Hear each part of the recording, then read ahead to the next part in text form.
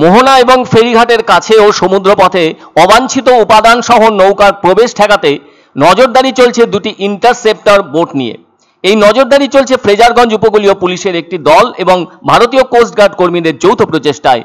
এমনটা জানিয়েছেন ফ্রেজারগঞ্জ থানার ওসি। তারা ফ্রেজারগঞ্জ উপকূলীয় থানার এখতিয়ারের অধীনে বন্দুক ও গোলা বারুদ সহ নদী ও সাগরের টহল দিয়ে চলেছেন, যা এই মুহূর্তে অত্যন্ত জরুরি দেশের বর্তমান পরিস্থিতির নিরিখে।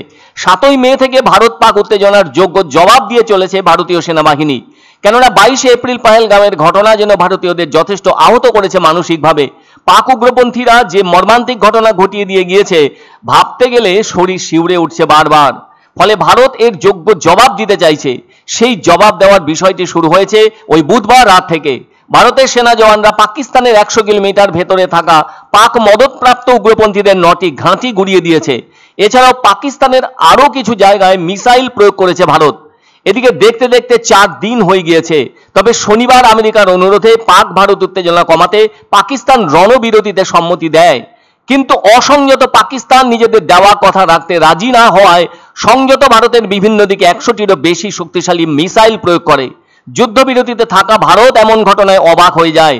ফলে কি আর করবে, দেশের সুরক্ষার কথা ভেবে বাধ্য হয়ে S-400 বা সুদর্শন চক্র প্রয়োগ করে পাকিস্তানের ছোড়া মিসাইলগুলিকে একের পর এক প্রতিহত করতে থাকে।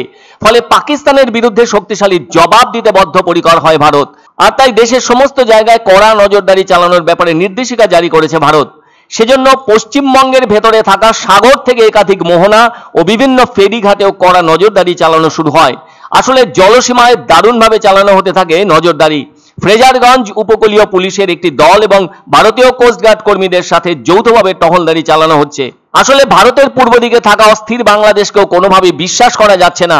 কেননা বাংলাদেশের সঙ্গে পাকিস্তানের সম্পর্ক দারুণ নিবিড়। সে কারণে যে কোনো রকম নাশকতার ছক বাংলাদেশের সহযোগিতায় কষতে পারে পাকিস্তানের সেনারা। সেই সাথে পাক উগ্রপন্থীরাও ভারতের ওপর খারাপ ঘটনা ঘটিয়ে দিতে পারে বাংলাদেশকে ব্যবহার করে। সেজন্য কোনোভাবেই ভারত বাংলাদেশকে হালকা করে দেখছে না। তাই বাংলাদেশের দিকে থাকা জলপথকেও নজরদারির ভেতরে রেখেছে ভারত। ফলে পশ্চিমবঙ্গের ফ্রেজারগঞ্জ উপকূলীয় পুলিশের একটি দল স্পিডবোট নিয়ে সাইরেন বাজিয়ে সাগর থেকে শুরু করে নদীর মোহনাগুলিকে টহলদারির মধ্যে রেখেছে। আর যদি তাদের কোনোভাবে শত্রুপক্ষের কাউকে নজরে পড়ে, তাহলে তারাও সেই জবাব দিতে সব রকম ভাবে প্রস্তুতি রেখে স্পিডবোট নিয়ে ছুটছে এ জলসীমা থেকে সে জলসীমার দিকে।